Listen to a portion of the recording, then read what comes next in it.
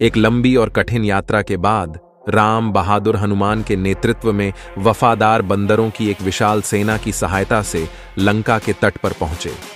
शक्तिशाली किला शहर उनके और उनकी प्रिय सीता के बीच एक दुर्जेय बाधा के रूप में खड़ा था। एक भयंकर युद्ध छिड़ गया जिससे द्वीप की नींव हिल गई। अटूट संकल्प वाले कुशल धनुर्धर राम ने इस आक्रमण का नेतृत्व किया। उसके बाणों ने राक्षस सेना पर वर्षा की। प्रत्येक बाण के साथ अनगिनत सैनिक मारे गए। रणभूमि फौलादों के टकराव और योद्धाओं की दहाड़ से गूंज उठी। अहंकार और क्रोध से भरा रावण सीधे राम से भिड़ने के लिए अपने महल से निकला। 10 सिरों और 20 भुजाओं वाला एक राक्षसी रूप, उसके पास हथियारों का एक बड़ा भंडार था जो सबसे बहादुर योद्धाओं के दिलों में भी डर पैदा कर देता था। राम और रावण के बीच युद्ध युगों युगों तक देखने लायक था। पृथ्वी कांप उठी, आकाश ऊर्जा से तमतमा उठा और अच्छे और बुरे का भाग्य अधर में लटक गया।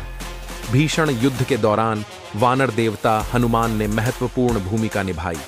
उसने लंका में घुसपैठ की, अपनी जलती हुई पूंछ से नगर में आग लगा दी और राक्षसों के बीच अफरा तफरी मच गई। अंततः कई दिनों की अथक लड़ाई के बाद राम ने अंतिम हथियार दिव्य बाण चलाया।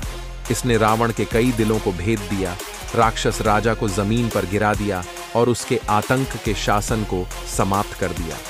लंका को मुक्त कराने के बाद राम सीता को बचाने के लिए दौड़े जो महीनों से बंदी थीं।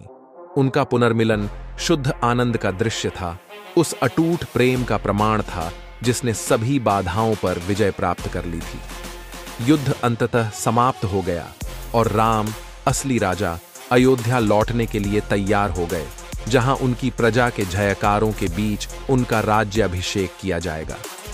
रामायण की कहानी हमें याद दिलाती है कि भारी कठिनाई के बावजूद भी अंततः अच्छाई की ही जीत होती है। अटूट दृढ़ संकल्प, साहस और प्रेम की शक्ति के माध्यम से राम विजयी हुए और दुनिया में संतुलन और न्याय बहाल किया।